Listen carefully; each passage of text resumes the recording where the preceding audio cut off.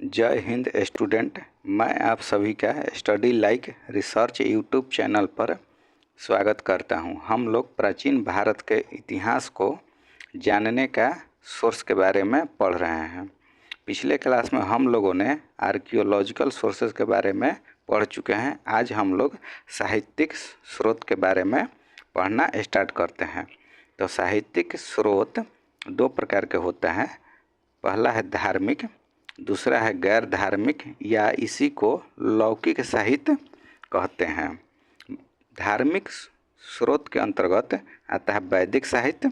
वैदिक साहित्य में हम लोग पढ़ेंगे ब्राह्मण ग्रंथ, आरण्यक, उपनिषद, वेदांग, महाकाव्य, इसके बाद पुराण, स्मृति और बौद्ध साहित्य और जैन साहित्य। इन सभी के बारे में हम लोग आने वाला क्लास में विस्तार से पढ़ेंगे। जब हम लोग वैदिक साहित्य करेंगे उस समय वैदिक साहित्य के बारे में पढ़ेंगे। जब हम लोग बौद्ध धर्म पढ़ेंगे तो उस समय बौद्ध साहित्य के बारे में पढ़ेंगे।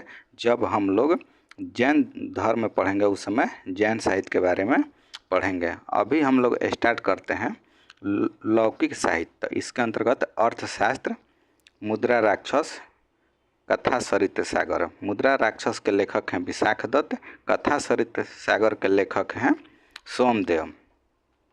इसके बाद हम लोग पढ़ेंगे विदेशी विवरण। विदेशी विवरण में आता है यूनानी यात्री का विवरण, चीनी यात्री का विवरण और अरबी यात्री का विवरण। साहित्यिक स्रोत के अंतर्गत आता है लौकिक साहित्य और लौकिक साहित्य के अंतर्गत आता है ऐतिहासिक ग्रंथ, अर्ध ऐतिहासिक ग्रंथ और ऐतिहासिक जीवनी। तो पहला ग्रंथ है अर्थशास्त्र। अर्थशास्त्र पहला राजनीतिक ग्रंथ है। इसके लेखक हैं चाणक्य या विष्णुगुप्त या कौटिल्य। अर्थशास्त्र में 6000 श्लोक हैं, 15 अधिकरण यानी कि 15 चैप्टर हैं और अर्थशास्त्र में 2 और 3 सबसे प्राचीन चैप्टर हैं। अर्थशास्त्र में ही चंद्रगुप्त मौर्य द्वारा अधिकारी को नगद वेतन देने का उल्लेख मिलता है। नगद का मतलब होता है कैश। अर्थशास्त्र राजनीतिक प्रशासनिक किताब है। अर्थशास्त्र का 1915 में इंग्लिश में ट्रांसलेशन किया गया था रामा शास्त्री के द्वारा। मुद्रा राक्षस। मुद्रा राक्षस के लेखक हैं विशाखदत्त। कथा सरित सागर इसके लेखक हैं सोमदेव। बृहत कथा मंजरी इसके लेखक हैं क्षेमेंद्र। मुद्रा राक्षस, कथा सरित सागर, बृहत कथा मंजरी से हम लोगों को मौर्यन पीरियड के बारे में जानकारी मिलता है। इसके बाद महाभास इसके लेखक हैं पतंजलि। मालविकाग्नि मित्र के लेखक हैं कालिदास। महाभास और मालविकाग्नि मित्र से शुंग काल की जानकारी मिलती है और यह सभी अर्ध ऐतिहासिक ग्रंथ हैं। इसके बाद हम लोग देखते हैं राजतरंगिणी। राजतरंगिणी प्रथम ऐतिहासिक ग्रंथ है। इसके लेखक हैं कलहन। राजतरंगिणी में हर्षवर्धन तक के जानकारी मिलता है। प्रथम ऐतिहासिक ग्रंथ राजतरंगिणी क्यों है? क्योंकि क्रमबद्ध यानी कि क्रोनोलॉजी के अनुसार लिखने का प्रयास किया गया है। राजतरंगिणी संस्कृत भाषा में है। राजतरंगिणी कब लिखा गया? तो यह लिखा गया है 1149 से 1150 AD के आसपास। और राजतरंगिणी में कश्मीर का इतिहास मिलता है। राजतरंगिणी 2 इसके लेखक हैं जोनराज। राजतरंगिणी 3 इसके लेखक हैं श्रीवर। राजतरंगिणी का शाब्दिक अर्थ होता है राजाओं की नदी या राजाओं का इतिहास। कश्मीर का नाम कश्यप मेरु ऋषि के नाम पर पड़ा है। राजतरंगिणी में कुल 8 तरंग हैं। तरंग का मतलब है चैप्टर या अध्याय। 1, 2, 3 से कश्मीर का इतिहास पता चलता है। 4, 5, 6 से कारकोट वंश का इतिहास और उत्पल वंश का इतिहास पता चलता है।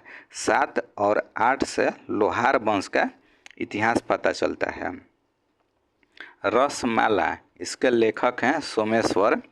प्रबंध चिंतामणि इसके लेखक हैं मेरुतंग। प्रबंध कोश इसके लेखक हैं राजशेखर। प्रबंध चिंतामणि अर्थशास्त्र पर लिखा गया टीका है। टीका का मतलब होता है कमेंट। रसमाला, प्रबंध चिंतामणि, प्रबंध कोश, इन सभी से गुजरात के चालुक्य वंश के इतिहास की जानकारी मिलता है। गार्गी संहिता, यह ज्योतिष ग्रंथ है, इससे यौवन आक्रमण की जानकारी मिलती है। अब हम लोग बात करते हैं ऐतिहासिक जीवनी की। ऐतिहासिक जीवनी में आता है बुद्ध चरित्र, इसके लेखक हैं अशोक घोष। हर्ष चरित्र, इसके लेखक हैं बाणभट्ट। गौड़ वहो, इसके लेखक हैं वाकपति। यह क्वेश्चन पिछली बार दिसंबर में यूजीसी नेट जेआरएफ एग्जाम में पूछा गया था। विक्रमांक देव चरित्र, इसके लेखक हैं बिलहन। रामचरित्र, इसके लेखक हैं संध्यांकर नंदी। कुमारपाल चरित्र, इसके लेखक हैं हेमचंद्र। पृथ्वीराज विजय, इसके लेखक हैं जयानक। और आगे हम लोग बात करते हैं अदर टेक्स्ट के बारे में। स्वप्न वासव दत्ता, इसके लेखक हैं भास। डाय भाग, इसके लेखक हैं जिमुत वाहन। मालती माधव, इसके लेखक हैं भवभूति। नौ सहसांक चरित्र, इसके लेखक हैं पद्मगुप्त। कीर्ति कौमुदी, इसके लेखक हैं सोमेश्वर। अब हम लोग बात करते हैं विदेशी विवरण के बारे में।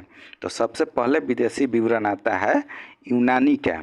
यूनानी में सबसे पहले आता है टेसियस, यह ईरान का राजवैद्य था, मतलब राजवैद्य का मतलब होता है डॉक्टर। और दूसरा आता है हेरोडोटस का। हेरोडोटस ने अपनी पुस्तक लिखी थी, उस पुस्तक का नाम था द हिस्टोरिका। इस पुस्तक में भारत और फारस के बीच व्यापारिक संबंधों की चर्चा है और यह पुस्तक लगभग 500 BC में लिखा गया है। सिकंदर के समकालीन कुछ इतिहासकार थे, उनका नाम है निरियाकस, अरिस्टोबुलस, आर्नेसिक्रिटस। सिकंदर के 3 राजदूत हैं। पहले का नाम है मेगास्थनीज, यह सेल्यूकस निकेटर का राजदूत था, यह चंद्रगुप्त मौर्य के दरबार में आया था। मेगास्थनीज ने एक पुस्तक लिखी थी, उसका नाम था इंडिका। तो इंडिका में मौर्यकालीन समाज संस्कृति की जानकारी मिलता है। इसके बाद डायमेकस, यह बिंदुसार के दरबार में आया था, यह सीरिया के राजा अंतियोकस का राजदूत था। इसके बाद आता है डायनोसियस। डायनोसियस के बाद आता है यूनानी भाषा में कुछ बुक्स लिखा गया था, टॉलमिक जियोग्राफी का, और दूसरा था Periplus of the Erythraean sea. Erythraean sea को आप लोग आज के डेट में लाल सागर से समझ सकते हैं। यह किताब लगभग 80 से 115 ईस्वी में लिखा गया था। इसके लेखक अज्ञात हैं, मतलब कि अननोन है, इसके लेखक के बारे में पता नहीं चला है। लेकिन पेरिप्लस ऑफ द इरिथ्रियन सी में भारत के बंदरगाह, भारत के आयात, भारत के निर्यात के बारे में वर्णन मिलता है। लैटिन भाषा में किताब लिखा गया था प्लिनी की नेचुरल हिस्टोरिका। नेचुरल हिस्टोरिका में प्लिनी ने लिखा था भारत के वनस्पति के बारे में, भारत के फूल पौधों के बारे में, भारत के खनिज संसाधन के बारे में। और नेचुरल हिस्टोरिका में भारत और रोम के बीच व्यापारिक संबंध को दर्शाया गया है। इसके बाद हम लोग देखते हैं चाइनीज सोर्सेस को। चाइनीज सोर्सेस में सबसे पहला आता है फाहियान, यह लगभग 5th सेंचुरी AD में भारत आया था। इसकी रचना थी फो क्यू की। जो फो क्यू की इसने रचना किया था, इसमें भारत को इसने एक नाम दिया था, वह नाम था तिएनचू। और यह चंद्रगुप्त द्वितीय विक्रमादित्य के दरबार में आया था और नालंदा में अध्ययन किया था।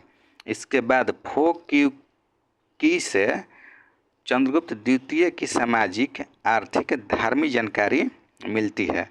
इसके बाद आता है सुंग यून 518 में, और इसके बाद आता है हुएन सांग 7th सेंचुरी में। यह हर्षवर्धन के शासनकाल में भारत आया था और हर्षवर्धन के शासन काल के बारे में हर्षवर्धन की जीवनी लिखा था द लाइफ। और हुएन सांग की रचना का नाम था CU की। CU की में हर्षवर्धन के शासन काल की जानकारी मिलती है।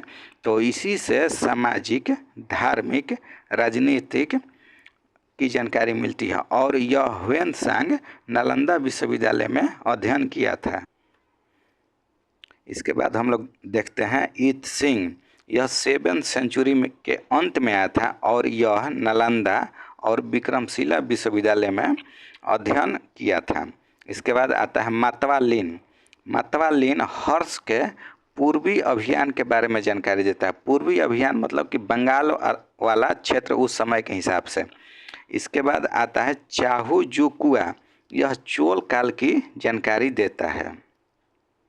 अगले क्लास में हम लोग बात करेंगे अरेबिक सोर्सेस के बारे में। लास्ट तक वीडियो लेक्चर देखने के लिए आप सभी का बहुत बहुत धन्यवाद। मिलते हैं नेक्स्ट लेक्चर में। जय हिंद।